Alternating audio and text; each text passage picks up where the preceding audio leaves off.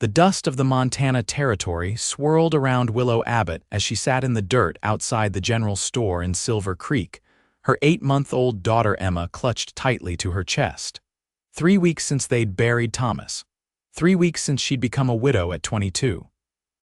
3 weeks of surviving on scraps and the dwindling kindness of strangers who had their own troubles to bear in this harsh frontier. It was 1878, and life in the West showed no mercy, especially not to a young woman with a baby and nowhere to go. The mining town that had promised Thomas fortune had delivered only death when the tunnel collapsed. Now the boarding house owner wanted his money and Willow had none to give.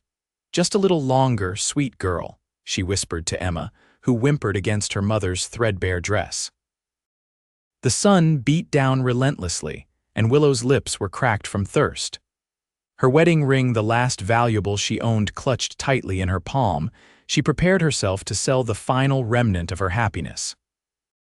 The sound of approaching hoofbeats barely registered until a shadow fell across her face. Looking up through squinted eyes, she saw the silhouette of a man on horseback, tall and broad-shouldered against the merciless sun. "Madam," his voice was deep, concerned, "are you all right?" Willow wanted to lie to preserve what little dignity she had left, but Emma chose that moment to let out a hungry cry. The rider dismounted in one fluid motion, revealing a man in his late 20s, with sun-weathered skin and eyes the color of a summer sky. His clothes were dusty from the trail, but of good quality. Not a drifter then, she thought absently. "Quinn Calloway," he introduced himself, crouching down to her level. "You look like you could use some help." "We don't need charity," Willow replied automatically, though everything about her circumstances screamed otherwise. The cowboy Quinn reached for his canteen. "Water ain't charity, madam, it's just being decent." When she hesitated, he added gently, "For the little one then." Willow's resistance crumbled at the mention of Emma. She accepted the canteen with a trembling hand and took a small sip before moistening her daughter's parched lips. "Thank you," she whispered, meeting his gaze directly for the first time. "When's the last time you ate?" Quinn asked, his expression unreadable. Willow couldn't remember. Yesterday, the day before. The days had blurred together in a haze of grief and desperation. Without waiting for her answer, Quinn stood, dusting off his pants. "Wait here." He returned minutes later with a paper-wrapped parcel of bread, cheese, and dried beef. Willow's pride warred with her hunger and Emma's needs. "My name is Willow Abbott," she finally said, accepting the food. "This is my daughter, Emma." Quinn nodded, his eyes softening as he looked at the baby. "That's a mighty pretty name. Where are you staying, Mrs. Abbott?" "Nowhere, as of this morning," she admitted, the words bitter on her tongue. "The boarding house I couldn't pay." Understanding dawned on Quinn's face. He was silent for a long moment, as if wrestling with a decision. "Mrs. Abbott, I own a small ranch about 5 miles outside of town. Nothing fancy, but there's a cabin that used to belong to my foreman before he moved on. It's sitting empty." He paused. "You'd have privacy and it's clean. I could use help with the cooking and such paid work, not charity." Willow stared at him, searching for deceit in his expression and finding none. Still, she'd heard stories of women in desperate situations being taken advantage of. "Why would you do this? You don't know me." Quinn looked down at Emma, then back at Willow. "My ma found herself widowed with a young child once. Someone helped her when she needed it most. I reckon I'm just passing that kindness along." Something in his straightforward manner eased Willow's suspicion. This wasn't charity, it was work, and work meant dignity. "I accept," she said quietly. "Thank you, Mr. Calloway." "Quinn," he corrected, offering his hand. "Just Quinn." Without further discussion, he lifted Willow and Emma together onto his horse, gathered her small bundle of belongings, and led them away from the dusty street where her hope had nearly died. As they rode, Emma nestled against her chest. Willow felt something unfamiliar stirring in her heart, not happiness, not yet, but perhaps the first fragile seed of possibility. The ride to Quinn's ranch passed mostly in silence. Willow sat side-saddle on his horse, with Emma now sleeping peacefully in her arms. The rhythmic clop of the horse's hooves and the vast, open landscape gradually soothed her frayed nerves. "It's not much farther," Quinn said eventually, gesturing toward a cluster of buildings that had appeared on the horizon. As they drew closer, Willow could make out a modest but well-maintained main house. A barn, several corrals, and two smaller cabins set a respectful distance away. "That will be your place," Quinn pointed to the cabin farthest from the main house. "It's simple but solid, no leaks even in the heaviest storms." Willow nodded, unable to find words for the relief washing through her. 4 walls and a roof, safety for her daughter. When they arrived, Quinn helped her down from the horse with careful hands, then carried her few possessions to the cabin door. He produced a key from his pocket. "It's yours," he said, handing it to her. "I respect privacy. I won't come in unless invited." The interior was indeed simple, a main room with a small kitchen area and stone fireplace, a bedroom just large enough for a bed and small dresser, and a porch out back with a pump for water. The furnishings were sparse but sturdy, and everything was clean as promised. "There's firewood stacked outside," Quinn explained from the doorway. "And there should be some preserves in the pantry. Not much, but enough to get you through tonight. We can talk about your duties tomorrow after you've had a chance to rest." Willow turned to him, Emma still cradled in one arm. "I don't know how to thank you." "No need," he replied, his hat now in his hands, "just doing what's right." After he left, Willow sat on the edge of the bed, the enormity of the day's change in fortune overwhelming her. She had gone from sitting in the dust with nothing to having shelter, the promise of work, and a chance to rebuild her life. Emma stirred, her tiny hand grasping at Willow's collar. "We're going to be all right," she whispered to her daughter, allowing herself to believe it for the first time since Thomas's death. The following days fell into a comfortable rhythm. Willow rose early to prepare breakfast in the main house before Quinn rode out to tend to his cattle. She kept the house clean, washed laundry, and tended to a small vegetable garden behind the main house. All with Emma either on her hip or napping in a makeshift cradle Quinn had fashioned from an old wooden box. Quinn proved to be a fair employer and a kind, if somewhat reserved, man. He never complained when Emma cried during meals or when Willow needed to take time to tend to her daughter. He ate whatever Willow prepared with genuine appreciation, claiming her simple stews and biscuits were a mighty improvement over his own cooking.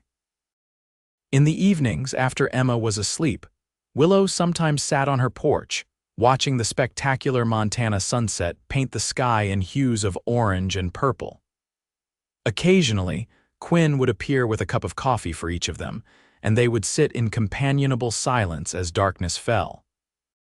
One such evening, about 3 weeks after Willow's arrival, Quinn broke their usual quiet.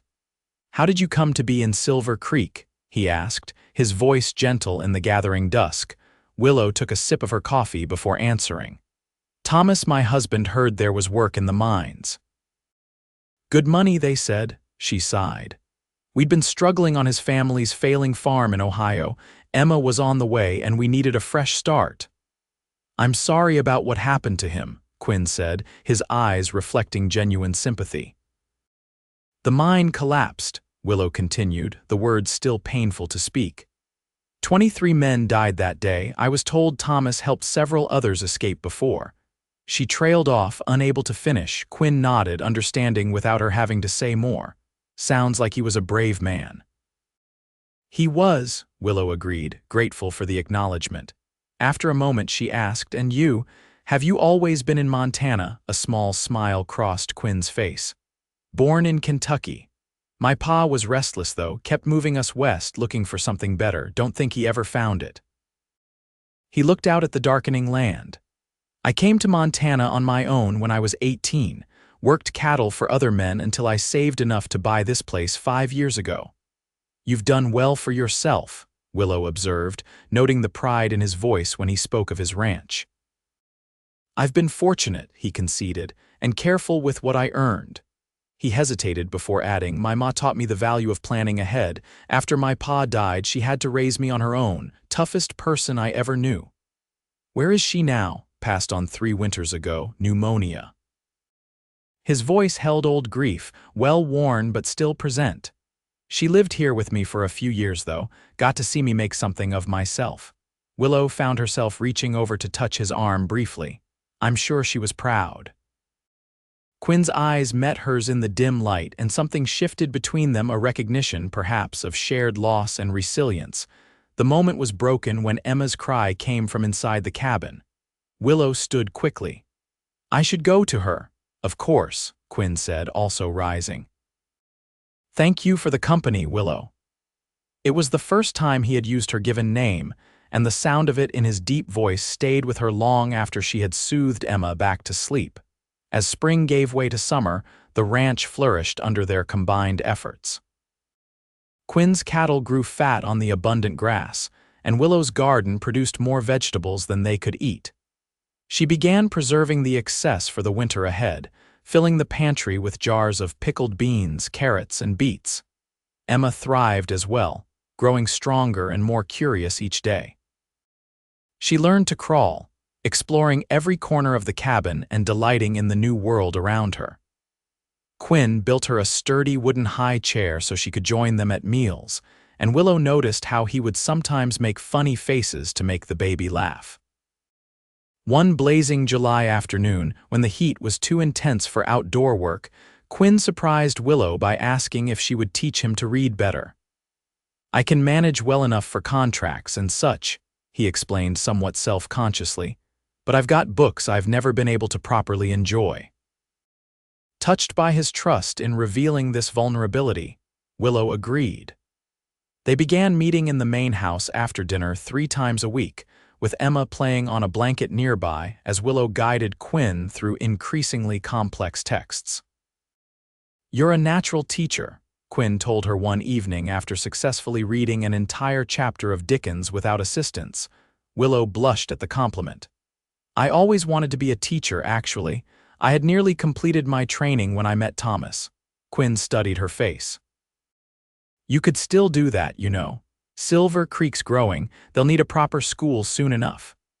The suggestion and the implicit understanding that she might have dreams beyond her current circumstances caught Willow by surprise. For so long, mere survival had consumed all her thoughts. The idea that she might reclaim old ambitions had not occurred to her. Perhaps someday, she said softly, allowing herself to consider the possibility. In August, Quinn announced that he needed to drive some cattle to the rail station in Helena, a journey that would keep him away for nearly 2 weeks. Will you be all right here? He asked, concern evident in his expression. I can ask Joe Miller from the next ranch over to check on you if you'd like. Willow shook her head. We'll be fine. The pantry is full, and I know how to use your rifle if necessary. She had insisted he teach her, understanding that a woman alone in the territories needed to be able to defend herself and her child. Still, Quinn looked troubled. He reached into his pocket and withdrew a small leather pouch. This is for emergencies, he said, placing it in her hand. The weight of coins inside was substantial. Quinn, I can't, please, he interrupted. For my peace of mind, if nothing else.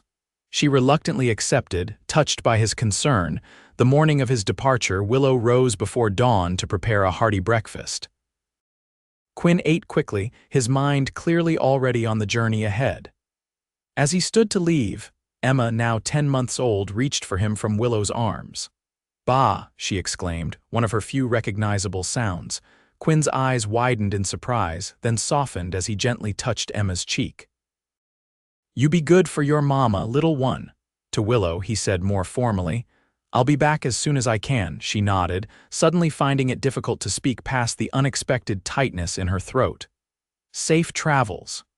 The days of his absence stretched longer than Willow had anticipated. She kept busy with her usual tasks, but the ranch seemed oddly empty without Quinn's steady presence. Each evening, she found herself scanning the horizon, hoping to see a familiar figure on horseback returning home. Home. The word had slipped into her thoughts unbidden. When had Quinn's ranch begun to feel like home? On the 12th day, a violent thunderstorm swept across the land, rattling the windows of her cabin and sending Emma into frightened wails. As Willow paced the floor with her daughter, soothing her with soft words and gentle bouncing, her thoughts turned to Quinn, hoping he had found shelter from the deluge. The storm had just begun to abate when Willow heard the unmistakable sound of hoofbeats approaching. Heart racing, she peered through the window to see Quinn dismounting from his horse, soaked to the skin but apparently unharmed. Without thinking, she grabbed a blanket and rushed outside, Emma on her hip. "You're back," she called over the diminishing rain, relief evident in her voice. Quinn looked up, his weary face breaking into a smile that transformed his features. "Promised I would be," he replied, leading his exhausted horse toward the barn. Willow followed with the blanket. "You're drenched. Here, take this before you catch your death." Quinn accepted the blanket with a grateful nod. As their hands briefly touched in the exchange, Willow felt a current of warmth that had nothing to do with the wool blanket. "The trip went well?" she asked, suddenly conscious of how eager she was to hear his voice, to know his thoughts. "Better than expected," he confirmed, rubbing his horse down with practiced movements. "Got a good price for the cattle, enough to see us through winter with some to spare." Us. The casual inclusion startled Willow. Was that how he saw them now, as a unit, a family of sorts? Emma chose that moment to reach toward Quinn again, babbling excitedly. He turned from his task to smile at the baby. "Someone's happy to see me," he observed, his voice gentle. "She's not the only one," Willow admitted softly, then immediately felt heat rise to her cheeks at the unplanned confession. Quinn's eyes met hers, searching. Whatever he saw there made his expression soften further. "I missed you both," he said simply. "More than I expected to." The honesty in his words and the vulnerability behind them touched something deep in Willow's heart. For the first time since Thomas's death, she allowed herself to acknowledge the possibility of caring for someone new, of perhaps being cared for in return. "There's stew keeping warm," she said, not yet ready to examine these feelings further. "And fresh bread." Quinn's smile deepened. "Sounds like heaven after trail rations." Later that night, after Emma was asleep and Quinn had retired to the main house, Willow sat alone with her thoughts. The comfortable routine they had established over the months suddenly seemed charged with new meaning. The way Quinn's eyes lingered on her when he thought she wouldn't notice. The gentle care he showed Emma. The quiet conversations that stretched later into the evening with each passing week. Willow twisted her wedding ring, which she still wore out of habit and respect for Thomas's memory. What would he want for her? For their daughter, she knew the answer. Thomas had been a loving man who wanted only happiness for his family. He would not have wished for her to live in perpetual mourning, especially if she found someone who could be a good father to Emma. And Quinn was good with Emma. Patient, gentle, delighted by her small achievements. The baby, in turn, had clearly formed an attachment to him. Ba had become her consistent name for Quinn, her face lighting up whenever he appeared. But what of her own feelings? Willow closed her eyes, allowing herself to honestly examine her heart. There was gratitude there. Certainly Quinn had saved them from destitution, had given them safety and dignity. But beyond gratitude, she recognized other emotions. Admiration for his quiet integrity, comfort in his steady presence, and yes, a flutter of something deeper whenever their eyes met or their hands accidentally touched.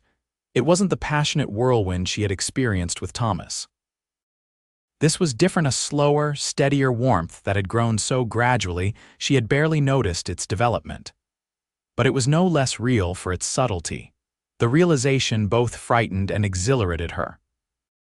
After months of focusing solely on survival, the prospect of opening her heart again felt like both a risk and a gift. Did Quinn feel the same? And if he did, what then? Willow had no answers, only questions and the awareness that something between them had shifted, creating possibilities where before there had been only practicality and kindness. The following weeks brought subtle changes to their interactions. Quinn began finding reasons to spend more time near the house mending fences that didn't strictly need repair, building a better chicken coop, though the old one was serviceable. constructing a small wooden rocking horse for Emma that he presented with shy pride. For her part, Willow caught herself taking extra care with her appearance, pinching color into her cheeks before serving breakfast, wearing the blue dress that Quinn had once commented brought out the color of her eyes. They circled each other carefully, neither quite ready to acknowledge the growing attraction between them, both aware of the complications their changing feelings presented. The equilibrium might have continued indefinitely had fate not intervened in the form of Billy Thorne, a notorious troublemaker from Silver Creek, who rode onto the ranch one September afternoon while Quinn was checking on distant pastures. Willow was hanging laundry with Emma playing in a patch of shade nearby when she heard the approach of a horse. Expecting Quinn, she turned with a welcoming smile that quickly faded when she saw the unfamiliar rider. "Well, ain't you a pretty sight?" Thorne drawled, his bloodshot eyes taking in Willow's figure with an insolence that made her skin crawl.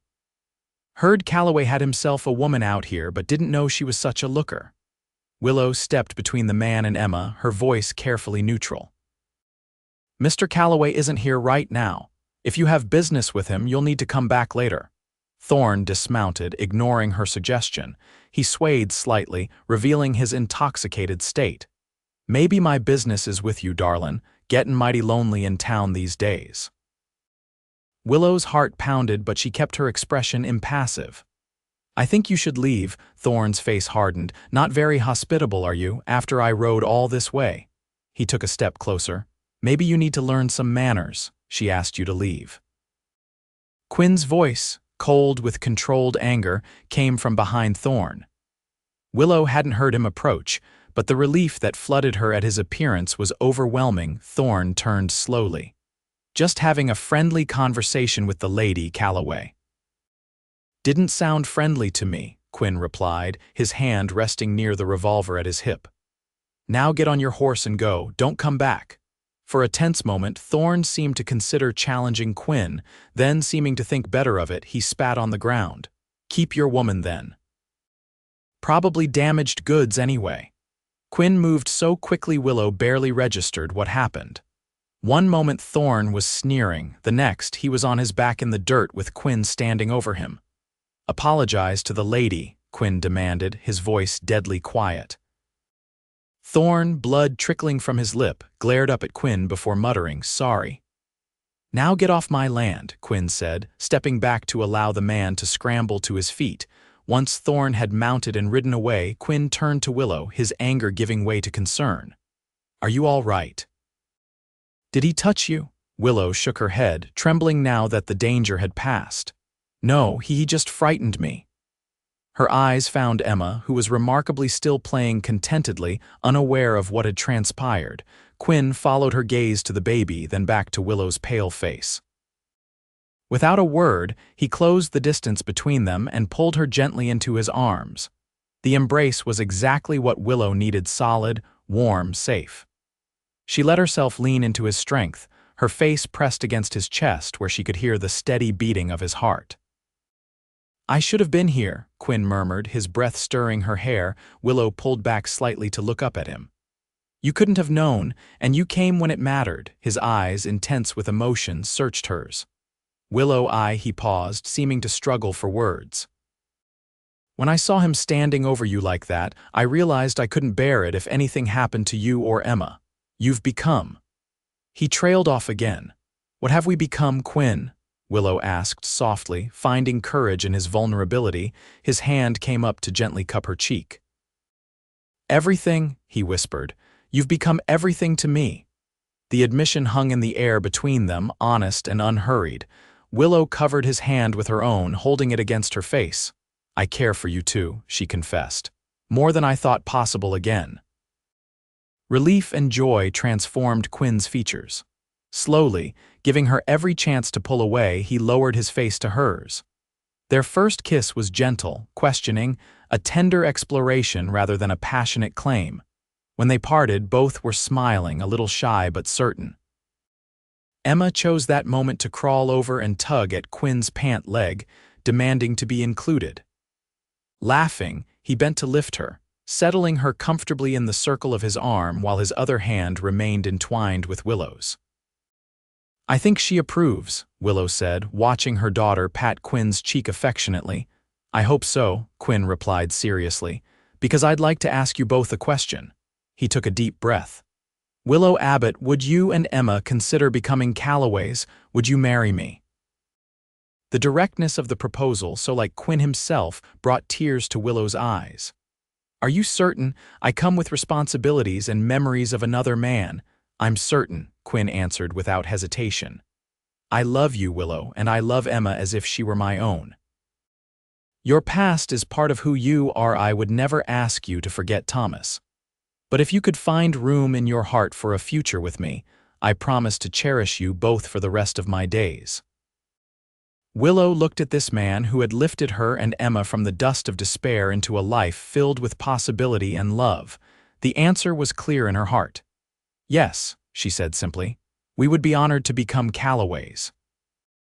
Their wedding took place on a crisp October day, with the aspen trees blazing gold against the blue Montana sky. The ceremony was small but joyful, attended by the few friends they had made in Silver Creek and neighboring ranches. Willow wore a dress of soft blue calico with Emma in matching fabric on her hip. When Quinn saw them, his eyes shone with such love and pride that Willow felt her heart might burst with happiness. That evening, after the guests had departed and Emma was asleep in her new room in the main house, Quinn and Willow stood on the porch of what was now truly their home, his arms wrapped around her from behind as they gazed at the stars. "Mrs. Calloway," he murmured against her hair, the new name still a wonder to both of them. Willow leaned back against his chest, content in a way she had once thought would never be possible again. "It feels right," she said, turning in his arms to face him. "You, me, Emma, we're a family now." "We are," Quinn agreed, his hands gentle on her waist. "And maybe someday, if you're willing, we might add to our family." The idea of more children, brothers or sisters for Emma, babies with Quinn's blue eyes or his gentle smile, filled Willow with warmth. "I'd like that," she told him, "very much." He kissed her then, no longer tentative but with the confident tenderness of a man who knows he is loved in return. Willow responded with equal fervor, grateful for this second chance at happiness, for the man who had seen a widow with her baby sitting in the dust and chosen to lift them both into his life and his heart. As they walked hand in hand into their home and their future, Willow knew that, while the path ahead might not always be easy, life in the Montana territory rarely was they would face whatever came together, their love a shelter stronger than any storm. 4 years later, Willow stood in the doorway of their expanded home, watching as Quinn taught their 3-year-old son Jackson to ride a gentle pony in the corral. Emma, now nearly 5, sat atop the fence, offering enthusiastic if not entirely helpful advice to her little brother. The ranch had prospered under their joint care, growing from a modest operation to one of the most successful in the region. Quinn's careful management of their cattle and Willow's shrewd investments of their savings had allowed them to purchase additional land and build a larger home to accommodate their growing family. Willow's hand rested on her swollen belly, where their third child, a girl, she was certain would arrive before winter's end. Quinn glanced up and caught her watching, his face breaking into the smile that still made her heart skip a beat. He lifted Jackson from the pony and set him on his feet before walking over to join Willow, Emma skipping alongside him. "How are my girls?" he asked, placing a gentle hand beside Willow's on her stomach. "We're perfect," Willow assured him, leaning into his embrace. Emma tugged at Quinn's free hand. "Papa, can I have my riding lesson now? You promised," Quinn chuckled, dropping a kiss on Willow's forehead before turning his attention to his daughter. "So I did, Miss Emma. Let's see if you remember what I taught you yesterday." As Willow watched them return to the corral, Jackson now demanding to help with his sister's lesson, she reflected on how completely her life had transformed from that desperate day in Silver Creek. The young widow sitting in the dust with her baby had found not just safety but joy, not merely shelter but love. Quinn glanced back at her, his eyes filled with the same devotion that had sustained them through good times and challenging ones alike. In that look was a promise kept and renewed each day to cherish, to protect, to love without reservation. Willow smiled back, her heart full. Sometimes, she thought, the end of one journey was simply the beginning of a far better one, especially when you found the right person to travel beside.